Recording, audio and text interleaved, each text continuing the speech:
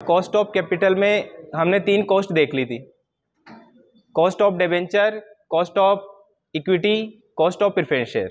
ठीक है, cost of retained earning अपना रह गया था। तो पहले देखो रिटेन अर्निंग क्या होता है। रिटेन अर्निंग का मतलब एक तरह से वो प्रॉफिट जो बिजनेस में री इन्वेस्ट कर दिया गया है उसी को अपन क्या कहते थे, रिटेन अर्निंग बोलते थे। यानी कंपनी ने प्रॉफिट कमाया और प्रॉफिट का कुछ प्रोपोर्शन तो क्या कर दिया, डिविडेंड के रूप में डिक्लेयर कर दिया और डिविडेंड डिस्ट्रीब्यूट कर दिया, और कुछ पैसा क्या कर लिया, अपने पास ही रख लिया, जिसको बिजनेस में री इन्वेस्ट कर दिया। तो उसे ही क्या बोलते थे, रिटेन अर्निंग बोलते थे। ओके, अब इस रिटेन अर्निंग की भी कॉस्ट आती है। वैसे जनरली देखा जाए तो रिटेन अर्निंग की कॉस्ट कुछ लगती नहीं है, क्योंकि कंपनी ने पैसा कमाया और वो पैसा अपने पास ही रख लिया, तो उसकी कॉस्ट क्या आएगी, उसकी कॉस्ट तो कुछ नहीं है, इसकी कॉस्ट तो कोई आ ही नहीं रही। लेकिन इसकी एक अपॉर्चुनिटी कॉस्ट आती है। अपॉर्चुनिटी कॉस्ट आपने देखा है, अवसर लागत। अवसर लागत क्या होती है, ये इकोनॉमिक्स में हर जगह आती है। अवसर लागत, अवसर लागत वो होती है कि वो ऑप्शन जो आपने फोरगोन कर दिया, छोड़ दिया, जो बेस्ट ऑप्शन था वो आपने छोड़ दिया, वही अवसर लागत होती है। जैसे मान लो कि अभी आपको यहाँ पे पढ़ रहे हो, इसके अलावा इसी टाइम पर आप और कुछ भी कर सकते थे। मान लो खेल सकते थे आप, है ना, बैडमिंटन खेल सकते थे, मूवी देखने जा सकते थे, बाहर दोस्तों के साथ गपशप कर सकते थे। तो एक ही टाइम में आप काफी सारे काम कर सकते हैं, लेकिन आपने कौन सा चूज किया कि हमें पढ़ना है, तो ये तो आपने चूज कर लिया।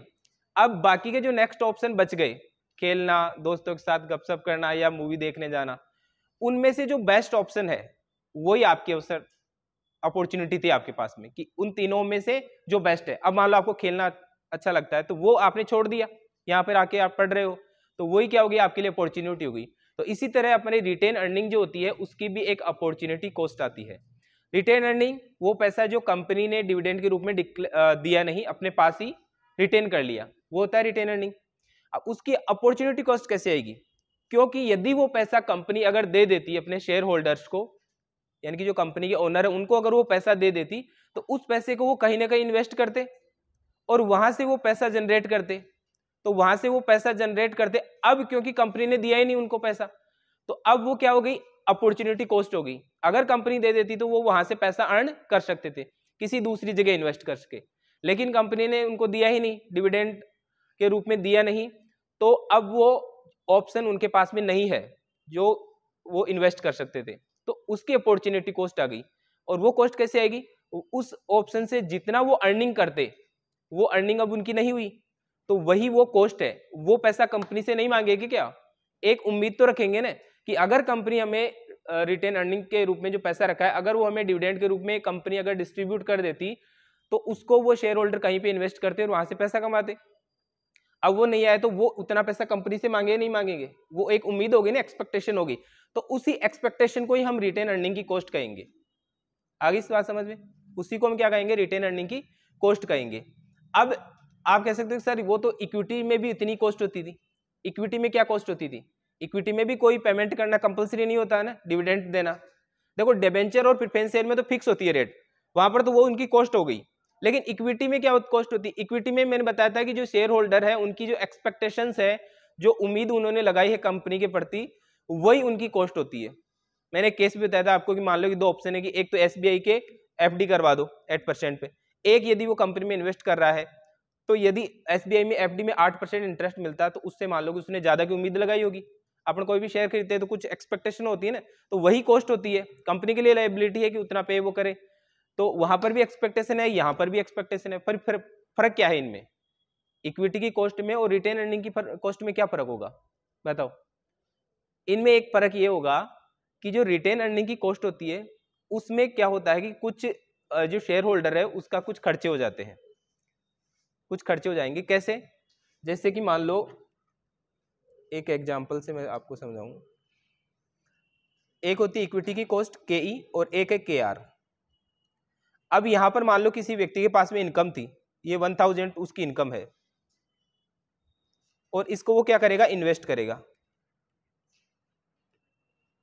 इन्वेस्ट करेगा कहीं भी। अब ये जो इनकम है, ये जहां से भी उसने कमाई है, वहां पर यदि उसकी टैक्स लाइबिलिटी में आता है, टैक्स की स्लैब होती है, अगर वो टैक्स की स्लैब में आ रहा है, इनकम टैक्स मान लो वो पे करता है, तो उसने इनकम पे टैक्स पे कर दिया, पे करने के बाद में बची हुई ये इनकम है, यही होती है। जैसे मान लो मेरे अकाउंट में अभी जो मान लो कुछ पैसे हैं मेरे अकाउंट में, तो वो पैसे मैंने यहाँ सैलरी हुई ना, उस सैलरी में TDS कट जाता है हमारे, है ना। अगर इनकम टैक्स की स्लैब में कोई व्यक्ति आता है, इनकम टैक्स में आपने पढ़ा होगा कि स्लैब होती है 5 लाख से ज्यादा होता है तो 7 लाख तक 10%, फिर उसके 10 लाख से ज्यादा इनकम होती है तो 30% टैक्स लगता है ना। ऐसे स्लैब चलती है, वो चेंज होती रहती है हर फाइनेंशियल ईयर में। तो यदि वो इनकम टैक्स की स्लैब में आ रहा है तो इनकम टैक्स पहले ही काट लिया जाता है, जिसको हम TDS बोलते हैं, tax deduct at sources. Sources का मतलब जहां से आप कमा रहे हो पैसा, वहीं पर वो पैसा काट लिया जाता है टैक्स के रूप में, क्योंकि आपको पे तो करना ही है। आपकी इनकम टैक्स की स्लैब में आ रहे हो तो आपको तो पेमेंट तो करना होगा इनकम टैक्स का। तो क्यों ने आप 1 साल बाद में पे करो, सरकार चाहती है कि जब आपकी सैलरी आए तभी हमें तो टैक्स दे दो। मान लो अगर आपका 10% टैक्स आपका बन रहा है, अब आपने 1 साल तक पैसा लिया, 1 साल बाद में फिर उनका देखिए गवर्नमेंट की हाँ इसकी 10% टैक्स बन रही है, 1 साल बाद में पैसा लेगी तो गवर्नमेंट को भी क्या होगा, इंटरेस्ट का लॉस हो जाएगा ना। तो गवर्नमेंट भी सोचती है जब आपको तनख्वाह मिले उसी टाइम में मेरे को तो हिस्सा दे दो मेरा 10%, उसी को क्या बोलते हैं, TDS बोलते हैं, है ना। टैक्स डिडक्ट कर लिया जाता है एट सोर्सेज, जहां पर इनकम बनी उसी टाइम पे। तो हमारी सैलरी होती है ना, हाँ यस, हमारी सैलरी होती है तो सैलरी में टैक्स काट के आता है, पहले टैक्स काट लिया जाता है, गवर्नमेंट को पे कर दिया जाता है टैक्स, उसको TDS बोलते हैं। तो यहाँ पर ये मान लो कि एक व्यक्ति है, उसकी 1000 इनकम है, तो यहाँ पर इसने जो इनकम है तो यह टैक्स का पेमेंट कर दिया, फिर इनकम बची हुई है इसकी। अब इसको ये क्या करेगा, इन्वेस्ट करेगा, तो इन्वेस्ट करेगा तो ये कुछ ना कुछ एक्सपेक्टेशन रखेगा, वो इसकी KE हो जाएगी। अब KR के संबंध में देखो, cost of retained earning. Retained earning में मान लो कि ये रिटेन अर्निंग कंपनी के पास में रखा हुआ है KR 1000, ठीक है, ये रिटेन अर्निंग है। अब ये कंपनी के पास में इनकम है, ये इनकम किसकी थी, शेयर होल्डर की थी, कंपनी के पास में। अगर कंपनी इसको यहां से शेयर होल्डर्स को देगी, ये पैसा शेयर होल्डर्स को देगी, तो शेयर होल्डर्स की जो इनकम है उसमें ये ऐड हो जाएगी इनकम। तो शेयर होल्डर्स को क्या करना पड़ेगा, इस 1000 इनकम पर भी टैक्स देना पड़ेगा। मान लो कि वो टैक्स दे रहा था, अब 1000 इनकम और ऐड हो गई तो इस पे भी वो क्या देगा, टैक्स देगा, क्योंकि यहाँ वाली जो 1000 इनकम थी KE के संबंध में देखा, वो टैक्स पे करने के बाद में उनकी इनकम थी। और यहाँ पर तो कंपनी अब उसको दे रही है, डिविडेंड के रूप में देगी ना, अगर रिटेन अर्निंग नहीं करेगी तो डिविडेंड देगी, तो 1000 रुपीज का डिविडेंड देगी तो उस पर टैक्स नहीं देगा क्या, शेयर होल्डर को टैक्स देना पड़ेगा ना। उस पर उसकी इनकम है, उसकी इनकम में 1000 और ऐड होंगे तो इस पर भी उसे टैक्स देना पड़ेगा। तो यहाँ पर 1000 रुपए पे क्या लगेगा, उसका इनकम टैक्स लगेगा, इनकम टैक्स पे करना पड़ेगा, है ना। तो ये एक तरह से जो उन्होंने एक्सपेक्टेशन की थी उसमें से कुछ उसके खर्चे हो जाएंगे, कुछ इनकम टैक्स वाले ले जाएंगे कुछ पैसा, तो है ना। अगर वो शेयर्स है उसकी मार्केट वैल्यू बढ़ती है, तो मार्केट वैल्यू बढ़ने से क्या होता है, कैपिटल गेन होता है ना, कैपिटल गेन टैक्स। मान लो कि आपने कोई शेयर खरीद लिया, 5-10 साल बाद में उसकी वैल्यू देखोगे आप तो मार्केट वैल्यू बढ़ जाती है। मार्केट वैल्यू अगर बढ़ गई तो उसमें जो डिफरेंस आया, आपने कितने में खरीदा और मार्केट में जो प्राइस है उनका जो डिफरेंस है वो आपका क्या होगा, उसका प्रॉफिट होगा ना आपका, तो उस पर भी आपको कैपिटल गेन टैक्स के रूप में टैक्स पे करना होता है, तो कैपिटल गेन टैक्स भी लग जाएगा। फिर एक चीज और है यहाँ पर, इसी 1000 रुपए को यदि वो इन्वेस्ट करना चाहेगा, मैंने बताया ना कि अपॉर्चुनिटी कॉस्ट आती है इसमें, कॉस्ट ऑफ रिटेन अर्निंग में अपॉर्चुनिटी कॉस्ट की, इस 1000 रुपए को यदि कंपनी डिविडेंड के रूप में दे देती तो इसको वो कहीं पे इन्वेस्ट करता, और वहां से जो इनकम होती है वही तो एक्सपेक्टेशन होगी उसकी, तो कहीं पर इन्वेस्ट करता तो वहां पर उसको ब्रोकरेज चार्जेज, कमीशन चार्जेज भी देने होते हैं।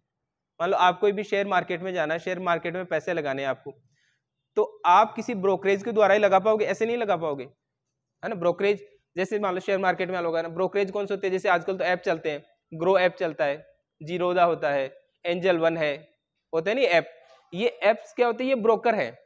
एंजल वन एक ब्रोकर है जो क्या करवाता है, शेयर होल्डर और शेयर मार्केट के बीच में डील करवाता है। तो ब्रोकर है तो ब्रोकरेज चार्ज लेते हैं, इनका चार्जेज होते हैं ग्रो के बीच, हालांकि अभी तो फ्री है लेकिन इनके चार्जेज होते हैं।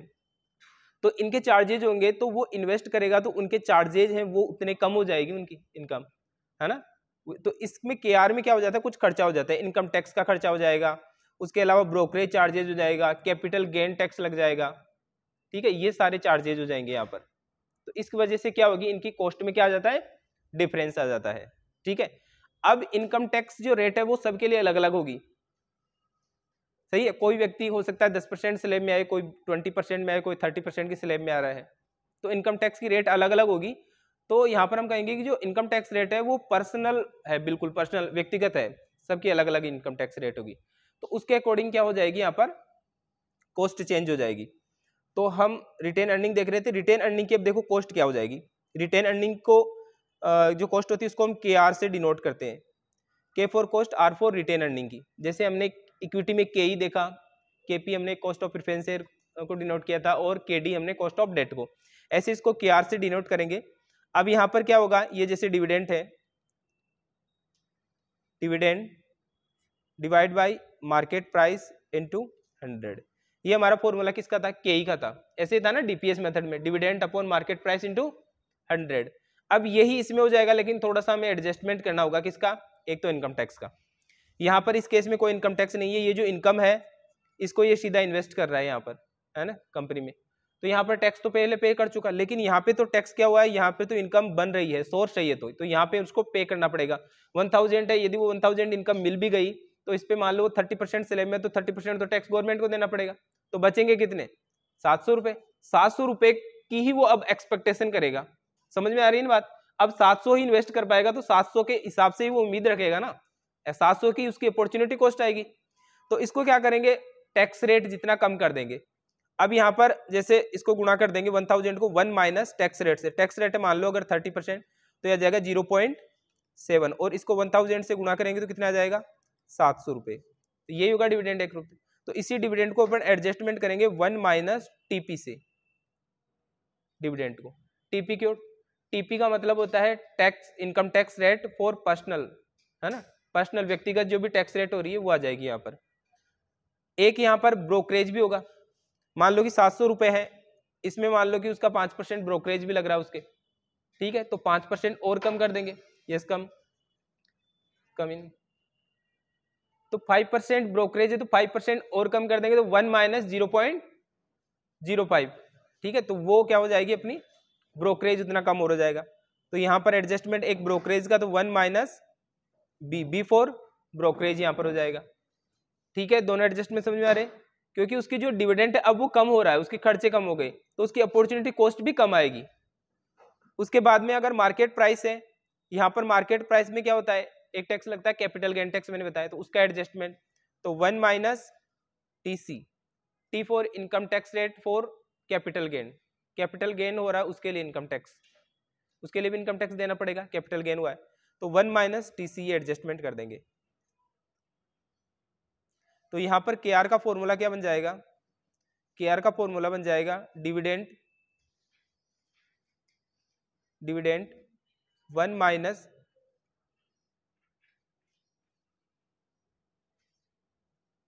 माइनस टीसी और 1 minus brokerage divide market price 1 minus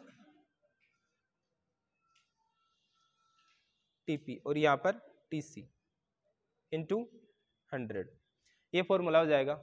1 minus TP, TP for income tax rate for personal, और यहाँ पर टीसी हो जाएगा कैपिटल गेन टैक्स, इसकी इनकम टैक्स की रेट, और बी फॉर ब्रोकरेज। अब जैसे वो एग्जाम्पल था, वहां पर डिविडेंड 1000 रुपए था, अगर हम मान लेते हैं कि 5% ब्रोकरेज लग रहा है और 30% इनकम टैक्स रेट है, तो 1000 और 1000 का क्या करेंगे, 30% 1 माइनस 0.30 और 5% कितना हो जाएगा, 1 माइनस 0.05। अब यहाँ पे देखिए कितना हो जाएगा, ये तो हो जाएगा 700, और यहाँ पर 0.05 तो कितना हो जाएगा 0.95, ठीक है। 95 को इससे गुणा करेंगे तो ये बताओ कितना आएगा, 65। तो यहाँ पर देखो 30% तो टैक्स लग गई, तो 1000 अगर उसको रिसीव होते तो 30% तो इनकम टैक्स को पे कर देता, कितना बचेगा, 700 रुपये बचते। उसके अलावा वो अगर उसे इन्वेस्ट करता तो 5% ब्रोकरेज लग जाती, है ना, तो 5% ब्रोकरेज कितना हो जाता, 35 ब्रोकरेज हो जाती, है ना, तो 335 रुपए तो उसके चार्जेस लग गए, तो बचेंगे उसके इतने, उसके पास में 465 रुपए बचेंगे, तो इसी को वो क्या कर पाएगा, इन्वेस्ट कर पाएगा दूसरी ऑप्शन में। तो यही उसकी क्या हो जाएगी, अपॉर्चुनिटी कॉस्ट आएगी यहाँ पर, ठीक है। तो इन दोनों का एडजस्टमेंट करना होता है। तो हमारा फॉर्मूला हो जाएगा के आर बराबर dividend upon 1 minus TP into 1 minus brokerage divide by market price 1 minus TC into 100, ये फॉर्मूला हो जाएगा। एक उसमें हमने केई में दूसरा मेथड और देखा था, अर्निंग प्राइस मेथड, है ना, ईपीएस मेथड। अगर ईपीएस दिया हो जाता है तो यहाँ पर डिविडेंड की जगह हम ईपीएस कर देंगे, है ना, अर्निंग्स कर देंगे। के आर का दूसरा फॉर्मूला हो जाएगा earnings earnings 1 minus TP 1 minus brokerage divide market price 1 minus TC into 100। ये दूसरा फॉर्मूला हो गया, ठीक है। डिविडेंड की जगह में हमने अर्निंग्स कर दिया। तीसरा एक फॉर्मूला हमने क्या देखा था, केई का ग्रोथ वाला, है ना, डिविडेंड प्लस ग्रोथ मेथड। तो अगर ग्रोथ वाला मेथड आ रहा है तो वहां पर के आर क्या हो जाएगा, dividend divide by market price into 100 plus growth rate. ये फॉर्मूला तो होता ही था, इसको सिर्फ एडजस्टमेंट करना है किससे, इनटू 1 माइनस टीपी और 1 माइनस ब्रोकरेज से, ठीक है। इसको डिविडेंड से पहले नहीं लेना है, ग्रोथ के बाद में, क्योंकि ग्रोथ पर भी तो होगा, जो ग्रोथ होगी वो भी डिविडेंड में जुड़ती है, तो उसमें भी क्या लगता है, फिर उसमें भी इनकम टैक्स लगेगा, ब्रोकरेज उसके बाद में लगेगा, तो इसको बाद में रखना है फॉर्मूले के, ठीक है। तो ये देखो तीनों फॉर्मूले केई के थे, ये भी केई का फॉर्मूला है, ये भी केई का और ये भी केई का, कॉस्ट ऑफ इक्विटी का है। सिर्फ हमें 3 एडजस्टमेंट करने होते हैं, इनकम टैक्स का, ब्रोकरेज का और कैपिटल गेन का। तो ये 3 एडजस्टमेंट कर देंगे तो केई का जो फॉर्मूला है वही हमारा के आर का फॉर्मूला हो जाएगा, कॉस्ट ऑफ रिटेन अर्निंग का फॉर्मूला हो जाएगा। एक फॉर्मूला इस तरह से और बन सकता है के आर का फॉर्मूला, अगर केई की कॉस्ट दे रखी है, केई को कॉस्ट से गुणा कर देंगे 1 माइनस टीपी और 1 माइनस ब्रोकरेज। ये फॉर्मूला वही है, केई का मतलब cost of equity, cost of equity को हमने 1 minus TP into 1 minus B से हमने मल्टीप्लाई कर दिया, तो कॉस्ट ऑफ रिटेन अर्निंग से हमारी आ जाएगी। ओके, अब इसके बेस पे एक क्वेश्चन करते हैं। ये देखिए क्वेश्चन है, cost of retained earning, find out the cost of retained earning from the following information। Dividend per share कितना है 4.5, फिर उसके बाद में है पर्सनल इनकम टैक्स रेट कितनी है 30% है, पर्सनल कैपिटल गेन टैक्स है 20% और मार्केट प्राइस ऑफ शेयर कितना है 75%। तो कॉस्ट ऑफ रिटेन अर्निंग के आर बराबर, अब यहाँ पर देखो डिविडेंड दे रखा है तो हम डिविडेंड वाला फॉर्मूला कहाँ मिलेंगे, डिविडेंड क्या, बुक में ये फर्स्ट क्वेश्चन हो सकता है, प्रैक्टिकल क्वेश्चन में फर्स्ट,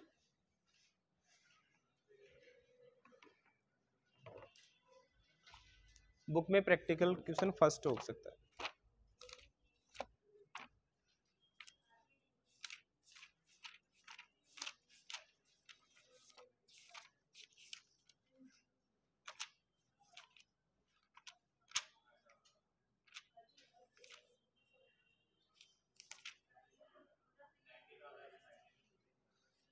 फर्स्ट क्वेश्चन ही है।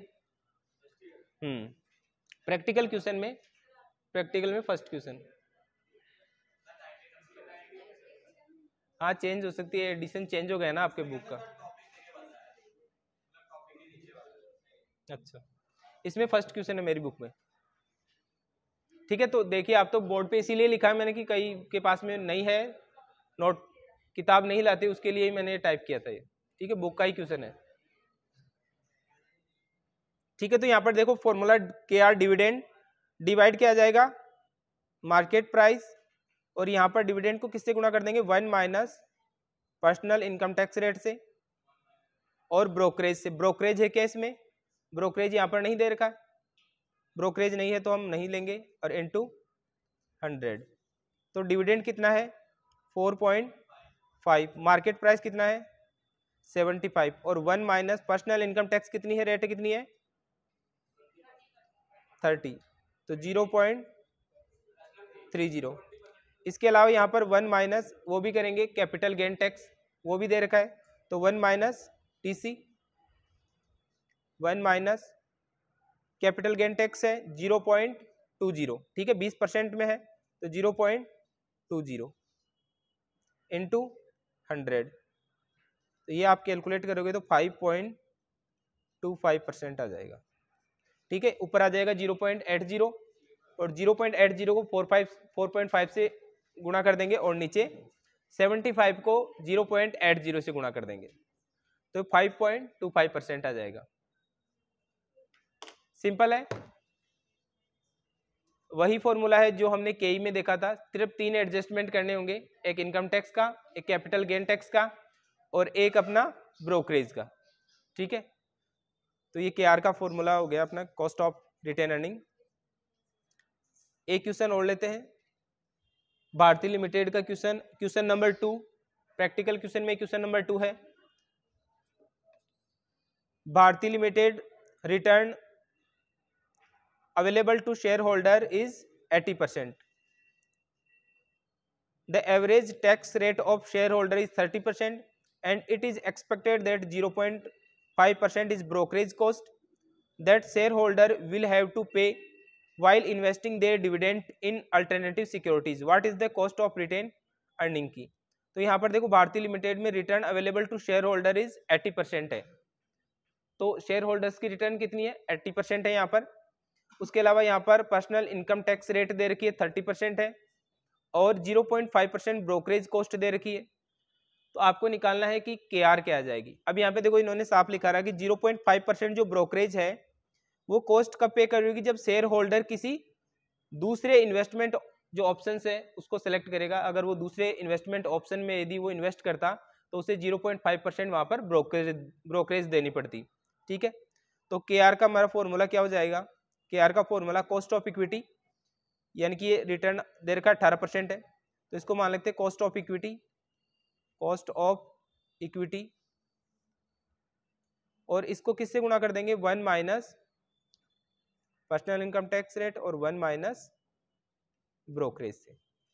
तो कॉस्ट ऑफ इक्विटी कितनी आ रही है? 18% और 1 minus personal income tax rate 0.30 और 1 माइनस ब्रोकरेज कितना है? 0.5, तो 0.005। ओके, ये कितना आ जाएगा? 12.537%।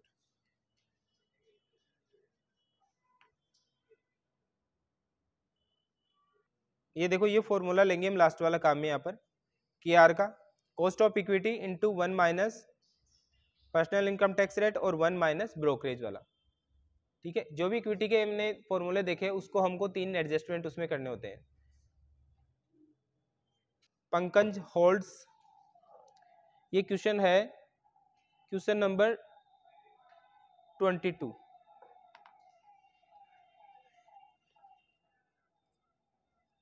Pankaj holds 1100 share of RS 10 each, ये फेस वैल्यू है।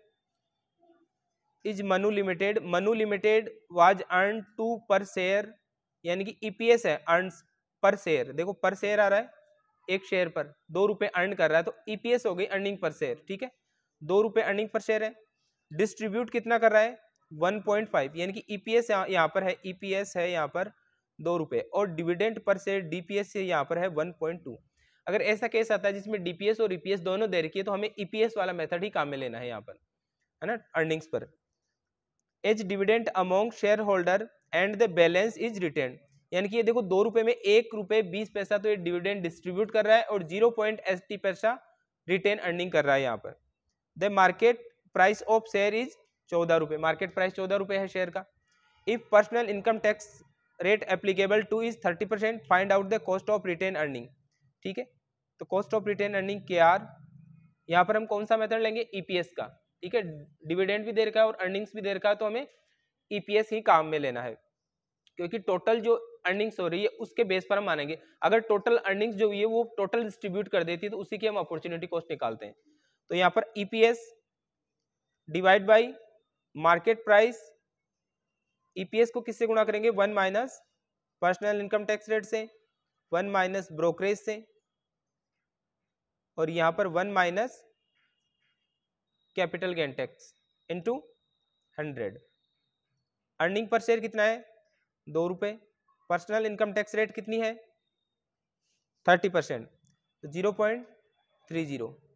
ब्रोकरेज है क्या? ब्रोकरेज यहाँ पर नहीं दे रखा है। मार्केट प्राइस कितनी है शेयर की? 14 रुपए इंटू 100, तो ये आ जाएगा आपका 10%। ठीक है, ऊपर 1 माइनस 0.30 जाएगा तो 0.70 बचेगा। 70 को 2 से गुणा करेंगे तो 1.4 आ जाएगा, 1.4 को 10 से गुणा करेंगे, 100 से गुणा करेंगे तो 140 आ जाएगा, 14 का भाग देंगे 10% आ जाएगा। ठीक है, तो KR कितनी आ चुकी है, 10% आ गई है।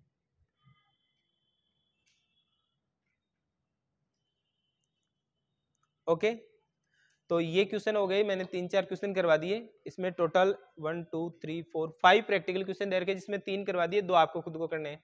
ठीक है, इसी तरह से सिंपल क्वेश्चन होंगे इसमें, और इसके अलावा जो इलस्ट्रेशन है वो भी आपको करने हैं। ठीक है, तो कॉस्ट ऑफ रिटेन अर्निंग में कोई प्रॉब्लम है किसी को? नहीं है कोई भी प्रॉब्लम। डिविडेंड दे रखा है तो डिविडेंड मेथड से, अर्निंग्स दे रखा है अर्निंग्स मेथड से, ग्रोथ वाला मेथड दे रखा है डिविडेंड प्लस ग्रोथ मेथड, तो उस मेथड से कर लेंगे अपन को। ठीक है, ये मैंने आपको फॉर्मूले बता दिए यहाँ पर, ये देखिए ये फॉर्मूले हैं टोटल, ये DPS मेथड, ये EPS, ये ग्रोथ मेथड, और ये KE अगर कॉस्ट ऑफ इक्विटी दे रखी है तो हम सीधा उसको 2 एडजस्टमेंट कर देंगे, पर्सनल इनकम टैक्स रेट का और ब्रोकरेज का, तो KR निकल के आ जाएगी। बस KR और KE में ये डिफरेंस है कि इनकम टैक्स का एडजस्टमेंट और ब्रोकरेज और कैपिटल गेन का, इनका एडजस्टमेंट हमें करना होता है। ठीक है, अब आगे बढ़े, तो हमने 4 तरह की कॉस्ट देख ली, cost of debenture, cost of preference share, cost of equity और कॉस्ट ऑफ रिटेन अर्निंग। ये 4 ही सोर्स होते हैं। हालांकि इसके अलावा जैसे बैंक से लोन लिया तो वो भी एक तरह से डिबेंचर में आ जाएगा, कॉस्ट ऑफ डेट है ना। तो अब इन चारों ही सोर्सेज की हम क्या निकालते हैं, वेटेड एवरेज कॉस्ट निकालते हैं। वेटेड एवरेज का मतलब है कि कोई कंपनी है, उसने फंड लिया तो वो जरूरी नहीं कि किसी एक सोर्स से ही ले, हो सकता है कि कुछ पोर्शन वो इक्विटी से ले, कुछ पोर्शन प्रेफरेंस शेयर से, कुछ पोर्शन रिटेन अर्निंग से, इस तरह से भी फंड रेज कर सकती है ना। तो उनकी मिली जुली कॉस्ट क्या आएगी सभी की? तो एक तो होती है एवरेज कॉस्ट। एवरेज कॉस्ट का एवरेज कैसे निकालते हैं हम? टोटल जो भी नंबर से उनको टोटल किया और जितनी संख्या उससे डिवाइड कर देंगे, एवरेज निकल के आ जाएगा। लेकिन कॉस्ट हम क्या निकाल सकते हैं, एवरेज नहीं निकाल सकते, क्योंकि अगर सभी जो भी सोर्सेस हैं उनसे बराबर बराबर हमने कैपिटल ली है, सबसे बराबर फंड रेज किया है, तो ऐसी स्थिति में तो हम एवरेज निकालेंगे, वो सही रहेगा। लेकिन यदि सभी सोर्सेस से अगर हमने बराबर फंड रेज नहीं किया है तो वहां पर हमारा एवरेज है ना वो सही नहीं आएगा। जैसे समझिए इसको,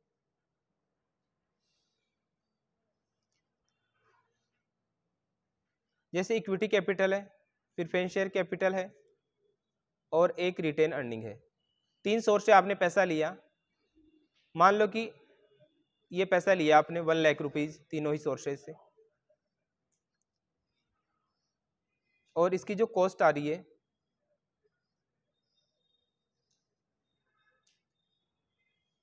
ये कॉस्ट आ रही है इनकी, तो ऐसी स्थिति में हम एवरेज इनका कर सकते हैं, एवरेज कर लेंगे तो सही है, क्योंकि तीनों ही सोर्सेज से हमने जो कैपिटल ली है वो बराबर ली है, इससे 1 लाख, इससे भी 1 लाख और इससे भी 1 लाख ही, यहाँ पर तीनों ही सोर्सेज से बराबर कैपिटल ली है, तो इनका एवरेज कर सकते हैं। हम देख सकते हैं कि कितनी कॉस्ट आएगी टोटल, है ना, एवरेज इसका कॉस्ट निकालेंगे, एवरेज कितना हो गया, 20% कॉस्ट होगी इसकी, 20% कॉस्ट आ जाएगी सारे फंड की।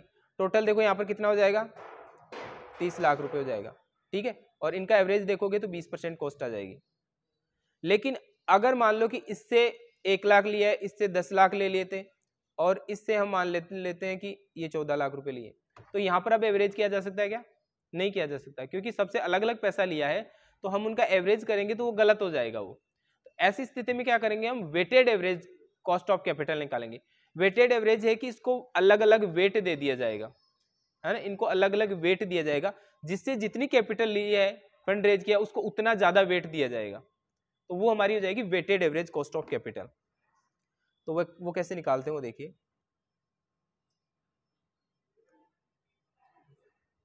अभी यहां पर वेटेड देखोगे आप तो यहां पर देखिए, इससे 1 लाख रुपए, इससे 10 लाख रुपए और इससे 14 लाख रुपए, तो रिटेन अर्निंग से इक्विटी के कंपैरिजन में हमने ज्यादा पैसा लिया है, तो इसका ज्यादा वेट है, तो इसको वेट भी क्या करना पड़ेगा, ज्यादा देना पड़ेगा, है ना। तो पहले इनको वेट दिया जाएगा, जिस फंड से अगर ज्यादा पैसा रेज किया गया है, जिस सोर्स से, उसको उतना ज्यादा वेट दिया जाएगा। फिर उसके बाद में हम क्या करेंगे, उसको कॉस्ट से मल्टीप्लाई कर देंगे। एक क्वेश्चन देखते हैं इसका,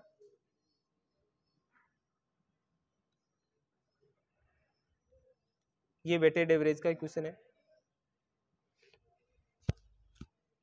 देखिए, calculate weighted average cost of capital from the following information. 4000 equity share है, एक शेयर कितने रुपए का है, 100 रुपीज का है, तो 4 लाख रुपए इक्विटी कैपिटल हो गई। ₹3000 12% डिबेंचर है, तो एक शेयर यहाँ पर भी 100 रुपीज़ का है, शेयर नहीं सॉरी डिबेंचर, 12% उसकी क्या है इंटरेस्ट रेट है। और ऐसे 2000 10% प्रिफरेंस शेयर है, 2 लाख रुपए, तो एक प्रिफरेंस शेयर की फेस वैल्यू भी यहाँ पर 100 रुपीज़ है। इस पर कितनी है 10% डिविडेंड रेट है। रिटेन अर्निंग के रूप में कितना रुपए है 1 लाख रुपए है। तो ये फंड रेज किया है इस कंपनी ने। अर्निंग पर शेयर, अर्निंग पर equity share has been 25 during the past year and equity share are being sold in the market at 250 रुपए। Assume corporate tax rate is 30% and share holder personal tax liability 20%। तो weighted average cost of capital निकालनी है। इनका है कि इनकी अलग अलग कॉस्ट तो हम निकालना देख ही गए, लेकिन पूरे फंड की एक कॉस्ट निकालेगी, पूरे फंड में हमने पैसा लिया उस पर क्या रेट आएगी। मान लो आपने पैसा लिया है, मान लो कि 3 बैंक है, एक से अलग रेट पे लिया है, दूसरे से अलग, तीसरे से अलग अलग रेट पे ले लिया आपने, तो हम कहें कि एक कॉस्ट बताओ कि उनकी ओवरऑल कॉस्ट क्या है आपकी, तीनों को अलग अलग पेमेंट करोगे, इंटरेस्ट करोगे, तो पूरे फंड की क्या कॉस्ट आ रही है वो निकालना है। तो यहाँ पर वो वेटेड एवरेज के द्वारा निकाली जाएगी। तो सबसे पहले तो हम क्या लिखेंगे, सोर्सेज, कौन कौन से सोर्सेज है, फिर लिखेंगे हम कैपिटल की कितना कितना कैपिटल लिया गया, फिर कैपिटल के बेस पर हम उनको वेट देंगे, है ना, वेट देंगे, फिर उसके बाद में इंटरेस्ट इनकी कॉस्ट निकालेंगे और फिर उसको गुणा कर देंगे।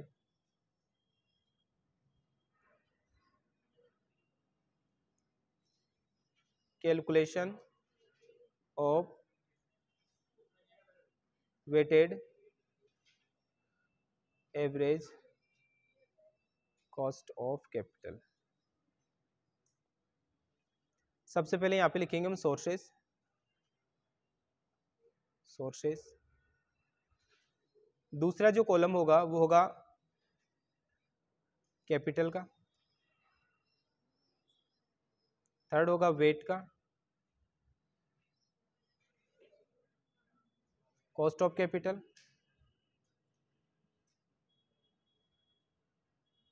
और फिर weighted average cost of capital, capital. तो देखो यहाँ पर कौन कौन से सोर्स हैं। सबसे पहले इक्विटी शेयर कैपिटल है, फिर उसके बाद में 12% डिबेंचर, 10% प्रेफरेंस शेयर और रिटेन अर्निंग। क्या हुआ, क्वेश्चन नहीं है बुक में?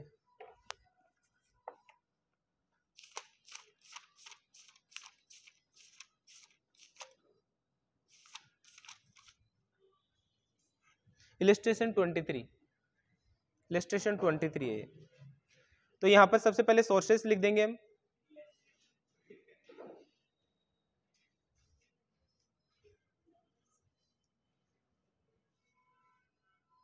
इक्विटी शेयर्स, फिर उसके बाद में डिबेंचर, फिर प्रेफरेंस शेयर, प्रेफरेंस शेयर और retained earning, retained earnings, retained earnings. अब इनसे कैपिटल देखो, कैपिटल कितनी कितनी रेज की है, 4 लाख, 3 लाख, 2 लाख और 1 लाख। 4 लाख रुपए, 3 लाख, 2 लाख और 1 लाख रुपए। अब देखो वेट कैसे देंगे, टोटल कैपिटल, टोटल कैपिटल तो हम डिवाइड में रखेंगे और ऊपर रखेंगे हम कि उस शेयर के द्वारा कितनी कैपिटल रेज की गई, उस सोर्स के द्वारा। अब यहाँ पर देखो 4 लाख रुपए कैपिटल रेज की गई है और टोटल कैपिटल कितनी रेज की गई, 4 और 3 7 और 2 9 और 1 10 लाख। 10 लाख रुपए कैपिटल यहाँ पर ली गई, उसमें से इक्विटी शेयर से कितना रुपए लिया गया, 4 लाख रुपए। तो 4 लाख डिवाइड बाई 10 लाख रुपए, है ना, ये उसका प्रोपोर्शन आ गया। तो एक तरह से 40% हो चुकी है ना। तो जितने ज्यादा ले गया उसका उतना ही वेट ज्यादा हो जाएगा। तो यहां पर देखो कैसे निकालेंगे, 4 लाख, 4 लाख डिवाइड बाई 10 लाख, तो कितना आ जाएगा 0.4। परसेंट में निकालना चाहते हैं तो इंटू कर देते हैं 100 से, तो 40% हो जाएगा, लेकिन हमें परसेंट में नहीं निकालना, ठीक है। तो ये वेट कितना आ गया इसका 0.4, इसका 0.3 आ जाएगा, इसका 0.2 और इसका 0.1 और टोटल 1 हो जाएगा इसका। ये हमने इसको वेट दे दिया, भार अंक है, भार दे दिया इसको, क्योंकि इससे ज्यादा कैपिटल लेगी। अब यहाँ पे कॉस्ट ऑफ कैपिटल लिखेंगे, है ना, स्पेसिफाई कॉस्ट ऑफ कैपिटल, यानी कि हर सोर्स की जो भी कॉस्ट आ रही है वो हम लिख देंगे। अब इस क्वेश्चन में देखो क्या दे रखा है, यहाँ पर निकालेंगे cost of equity, cost of equity, equity earning पर शेयर इक्विटी हैज बीन 25, ये ईपीएस दे रखा है आपको अर्निंग्स। तो कॉस्ट ऑफ इक्विटी के का फॉर्मूला क्या होता है, अर्निंग्स, अर्निंग्स या EPS divide by market price into 100, ये निकालते हैं फॉर्मूला है। यहाँ पर अर्निंग्स है 25, मार्केट प्राइस कितना है during the past year, and equity share are being sold the market price, है ना 250 रुपये, 250 रुपये मार्केट प्राइस इंटू 100, तो के की कॉस्ट कितनी आ जाएगी 10% के कॉस्ट। तो यहाँ पर कॉस्ट ऑफ कैपिटल में के के सामने कितना रखेंगे 10%, ठीक है, ये कॉस्ट आ गई के की। उसके बाद में दूसरा है डिबेंचर, डिबेंचर की कॉस्ट देखो कितनी है 12% दे रखी है, इसमें कुछ भी नहीं कह रखा तो 12% आ जाएगी सीधी।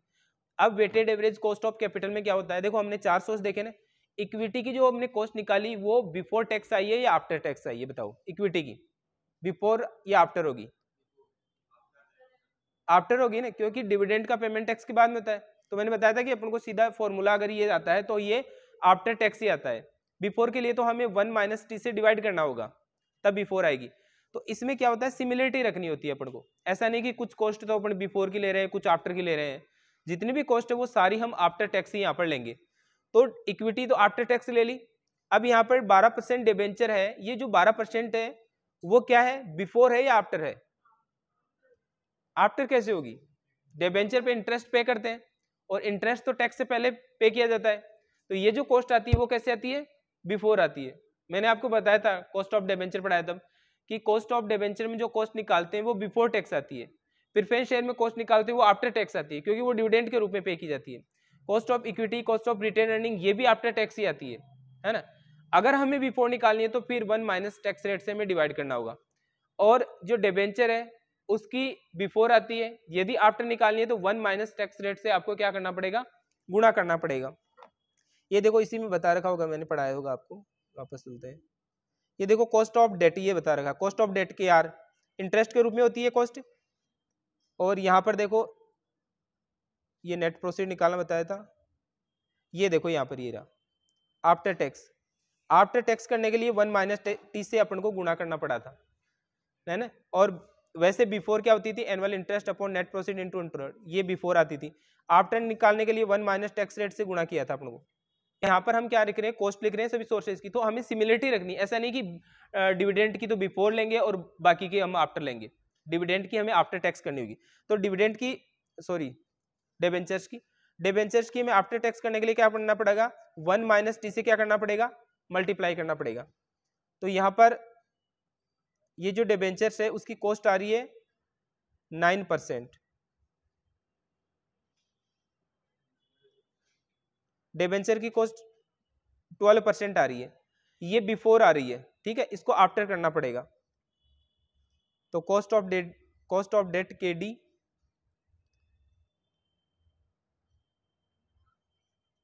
आफ्टर टैक्स निकालने के लिए, आफ्टर टैक्स के डी बिफोर टैक्स और उसको 1 - टैक्स रेट से गुणा कर देंगे, ठीक है। तो के डी कितनी आ रही है बिफोर टैक्स 12% और उसको 1 - टैक्स रेट कितनी है, टैक्स रेट कितनी है 30%, ये देखो टैक्स रेट आ रही है 30%, कॉर्पोरेट टैक्स रेट तो 0.30, तो ये कितनी हो जाएगी 8.4 हो जाएगी। तो 12% जो कॉस्ट ऑफ डिबेंचर की बिफोर थी उसको हमने आफ्टर कर दिया, ठीक है। तो 8.4, तो डिबेंचर के सामने हम लिख देंगे 8.4%, ठीक है। इसके बाद में प्रेफरेंस शेयर की कॉस्ट देखो कितनी आ रही है, प्रेफरेंस शेयर की कॉस्ट कितनी है 10%। अब इसमें करेंगे क्या टैक्स का एडजस्टमेंट, नहीं करेंगे क्योंकि तो आफ्टर टैक्स ही आ रही है, तो यहाँ पर 1 - टैक्स रेट का गुणा या भाग हमें नहीं देना है, ठीक है। 10% आ रही है, सीधा 10% यहाँ पे लिख देंगे। फिर उसके बाद में रिटेन अर्निंग की कॉस्ट, रिटेन अर्निंग की कॉस्ट देखो कितनी आ रही है।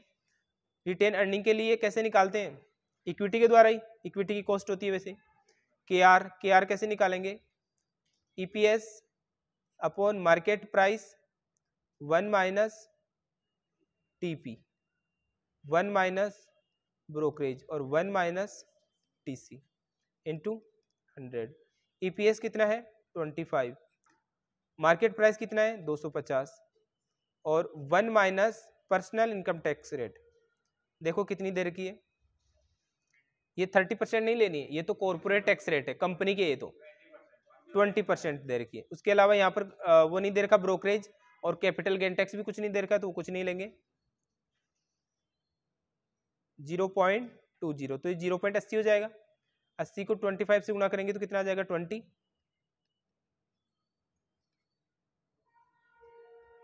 20 इंटू 100 डिवाइड बाई 25, तो कितनी कॉस्ट आएगी बताओ?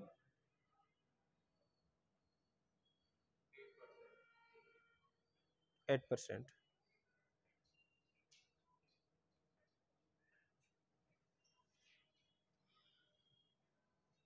ये 8%। तो अभी तक हमने क्या निकाला, एक तरफ सोर्स लिखा, कैपिटल लिखा, वेट निकाल लिया कैपिटल का और कॉस्ट ऑफ कैपिटल लिख दी। अब क्या करेंगे, इस कॉस्ट ऑफ कैपिटल है उसको वेट से गुणा कर देंगे तो हमारी इनकी कॉस्ट आ जाएगी टोटल। इसको देखो 0.4 को 10 से गुणा किया तो कितना आ जाएगा 4, 8.4 को 3 से गुणा करेंगे तो कितना आएगा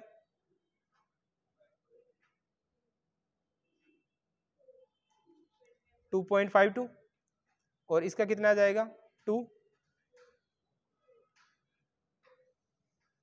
और ये कितना हो जाएगा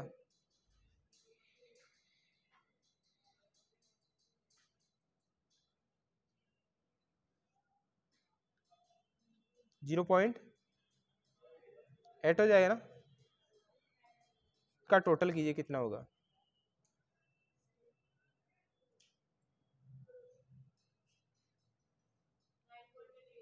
9.32%। तो ये क्या हो गई हमारी कंबाइंड कॉस्ट आ चुकी है ना। जो भी चारों सोर्स लिए उनकी एवरेज कॉस्ट आ चुकी है, वेटेड एवरेज कॉस्ट।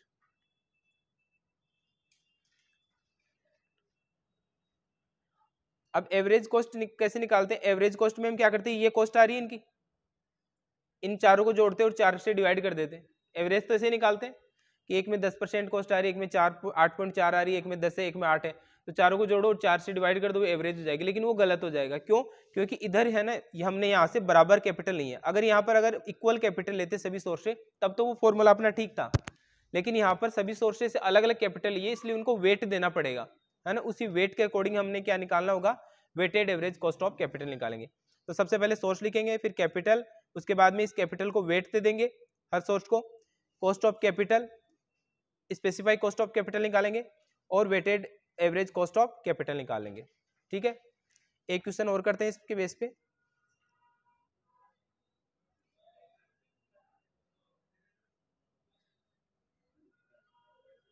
ये देखिए, the capital structure of Sharda limited is as follow, equity share capital 3 lakh रुपए,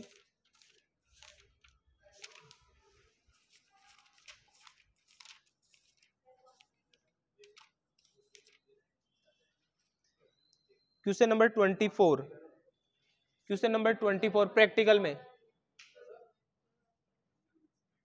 क्या,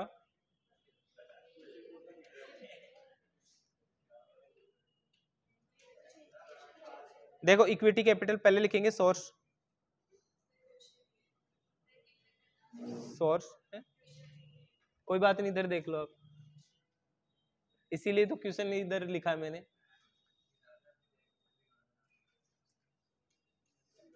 capital, weight, cost of capital और weighted average cost of capital, weighted average cost of capital. Source में क्या आएगा इक्विटी, फिर उसके बाद में है 8% डिबेंचर,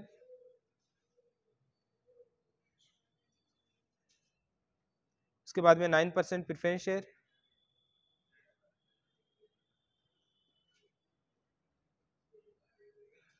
और रिटेन अर्निंग।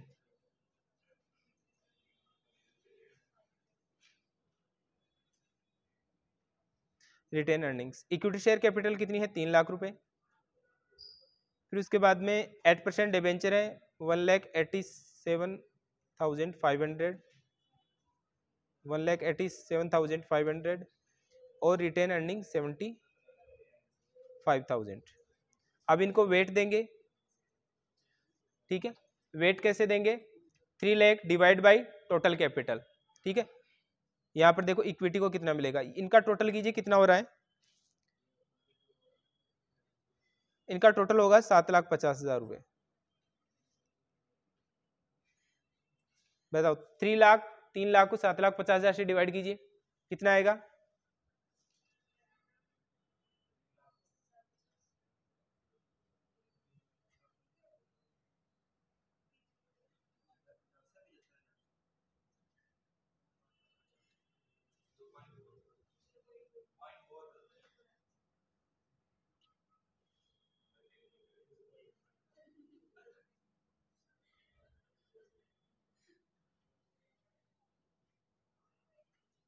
कितना आएगा? 0.4, 0.4।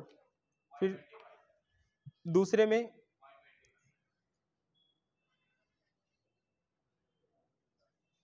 0.25, 0.25, 0.25, 0.25 और 0.10, ये हमने वेट दे दिया। अब हम निकालेंगे इनकी specify cost of capital. Specify का मतलब इनकी सबकी अलग अलग कॉस्ट ऑफ कैपिटल कितनी आएगी। तो सबसे पहले हम निकालते हैं कॉस्ट ऑफ इक्विटी। इक्विटी में देखो यहाँ पर द कंपनी हैज अर्न 2 पर शेयर ऑन इक्विटी कैपिटल, तो अर्निंग्स आ गई ईपीएस 2 रुपए यहाँ पर आ रही। द कॉर्पोरेट टैक्स रेट कितना है? 30%। Personal tax rate of share holder is 30%। ये किस में चाहिएगा? के आर में चाहिएगा। Calculate the weighted average cost of capital, बस ये आपको निकालनी है। तो कॉस्ट ऑफ इक्विटी का फॉर्मूला क्या होता है? Earnings EPS upon market price into 100। Earnings दे रखी है, कोई ग्रोथ हमें नहीं दे रखी, तो हम ईपीएस का फॉर्मूला लगाएंगे cost of equity, cost of equity यानी कि केई बराबर EPS upon market price into 100। अब यहाँ पर ईपीएस तो आपको दे रखी है, कितनी है? 2 रुपए पर शेयर, ठीक है, ईपीएस दे रखी है, लेकिन यहाँ पर मार्केट प्राइस नहीं दे रखी है। और यहाँ पर ये देखो ये फेस वैल्यू है 10 रुपए थे इक्विटी की, मार्केट प्राइस नहीं दे रखी ना, तो मार्केट प्राइस कैसे निकालेंगे? यहाँ पे देखो अर्निंग्स दे रखा है कितना है? रिटेन अर्निंग फी 73,000 रुपये। ये बताओ ये रिटेन अर्निंग कहाँ से आएगा? ये प्रॉफिट है कंपनी का, कंपनी का प्रॉफिट है ना। अब कंपनी का प्रॉफिट है, कंपनी ने इसको क्या किया? डिविडेंड के रूप में दिया नहीं, अपने पास में रख लिया। तो इससे शेयर की जो फेस वैल्यू है वो सॉरी मार्केट वैल्यू है वो बढ़ेगी या नहीं बढ़ेगी? ये बताओ। बढ़ेगी ना। यहाँ पर 75,000 आपको रिटेन अर्निंग दिख रहा है, ये रिटेन अर्निंग एक तरह का प्रॉफिट है, या अपन कहेंगे डिविडेंड है एक तरह का। अगर ये डिविडेंड दे देती कंपनी तो मार्केट प्राइस हम मान सकते हैं कि मार्केट प्राइस नहीं बढ़ेगा, क्योंकि जो भी शेयर होल्डर है उनको पैसा कैश में मिल चुका है ना डिविडेंड के रूप में। अब डिविडेंड कंपनी ने दिया नहीं तो मार्केट वैल्यू बढ़ेगी नहीं बढ़ेगी? शेयर की बढ़ेगी ना, क्योंकि ये जो पैसा है वो उसी को रिप्रेजेंट कर रहा है एक तरह से, मार्केट वैल्यू वो, तो मार्केट वैल्यू इससे बढ़ेगी 75,000 रुपये प्रॉफिट की वजह से। तो कितना बढ़ जाएगी?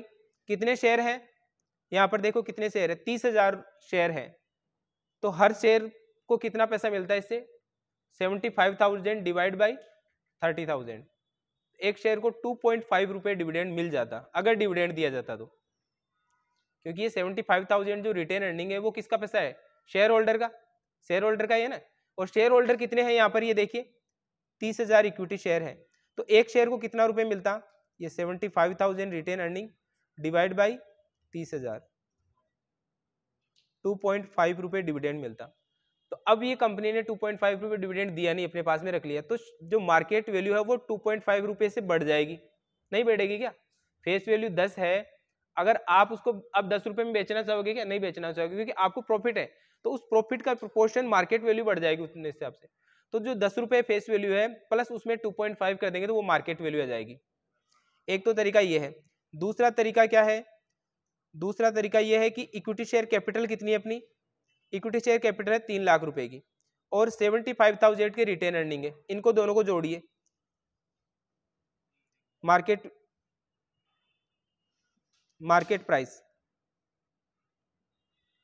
प्राइस कैसे निकालेंगे? Equity capital, equity share capital plus retained earning, retained earnings, और इसको डिवाइड कर देंगे नंबर ऑफ शेयर से, नंबर ऑफ शेयर से। तो इक्विटी शेयर कैपिटल कितनी है 3 लाख रुपए, प्लस रिटेन अर्निंग कितना है 75,000। ये रिटेन अर्निंग एक तरह से कैपिटल ही तो है। देखो आपको प्रॉफिट हुआ और आपको प्रॉफिट कंपनी ने दिया नहीं डिविडेंड के रूप में, वो अपने पास में रख लिया, तो वो आपका ही तो पैसा है, तो वो कैपिटल नहीं हुई कि आपकी। आपने 75,000 और ऐड कर दी कैपिटल, 3 लाख रुपए तो पहले थी, 75,000 डिविडेंड के रूप में कैपिटल आपने कंपनी को दे रखी है। तो टोटल कैपिटल कितनी होगी 3,75,000 रुपए। और ये टोटल कैपिटल कितने शेयरों की है 30,000 शेयर की है, नंबर ऑफ शेयर 30,000, तो एक शेयर की मार्केट वैल्यू कितनी आ जाएगी 12.5। इस तरह से भी हम निकाल सकते हैं मार्केट प्राइस। ठीक है, तो मार्केट प्राइस कैसे निकालेंगे, share capital plus retained earning दोनों को जोड़िए और नंबर ऑफ शेयर से डिवाइड कर दीजिए, तो एक शेयर की मार्केट प्राइस कितनी आएगी 12.5 है ना। तो ये 12.5 मार्केट प्राइस अपन ने निकाल ली। अब हम यहाँ पे फॉर्मूला कहाँ था अपना, ये रहा अपना। ईपीएस कितनी है, ईपीएस आ रही थी 2 रुपए पर शेयर, 2 रुपए पर शेयर, और मार्केट प्राइस कितना है 12.5 इंटू 100, तो कॉस्ट ऑफ इक्विटी कितनी आ जाएगी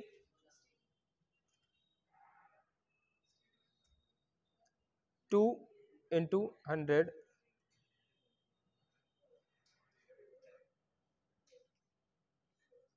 200 डिवाइड 12.5।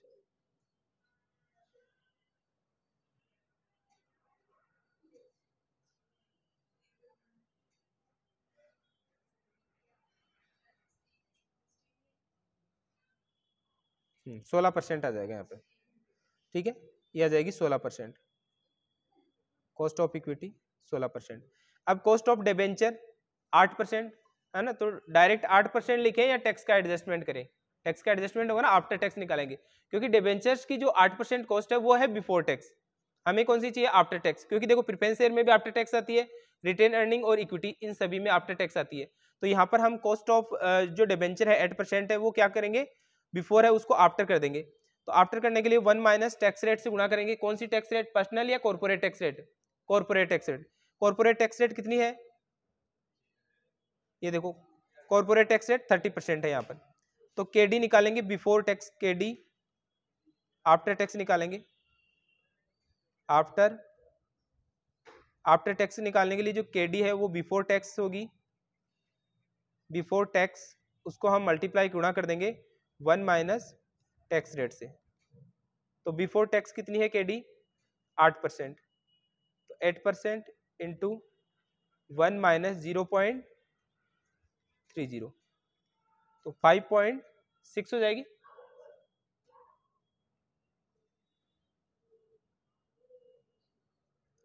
5.6%। अब 9% प्रेफरेंस शेयर में कोई दिक्कत नहीं है, 9% हो जाएगी ये। और रिटेन अर्निंग, अब के आर निकालते हैं, के आर कैसे निकलेगा, K R cost of retained earning, के R EPS divide by market price 1 minus और 1 minus TC 1 minus brokerage into 100।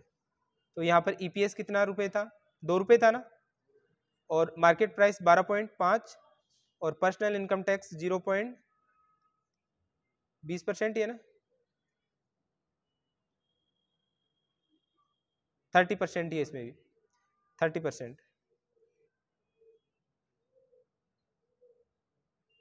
Into 100, तो ये कितना हो जाएगा, यहाँ पर आ जाएगा 0.70, इसको गुणा करेंगे तो 1.4 इंटू 100 डिवाइड बाई 12.5,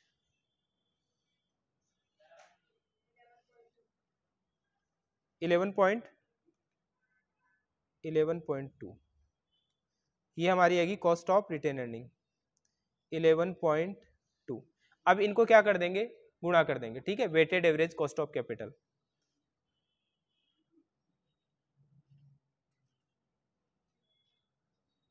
यहाँ पे देखिए 0.4 इंटू 16, 6.4 उसके बाद में 0.25 इंटू 5.6, 0.25 इंटू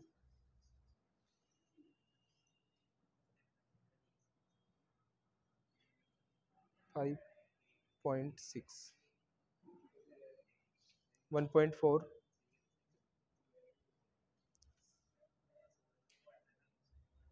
9 इंटू 0.25, 2.25 और 11.2, 11.2 इंटू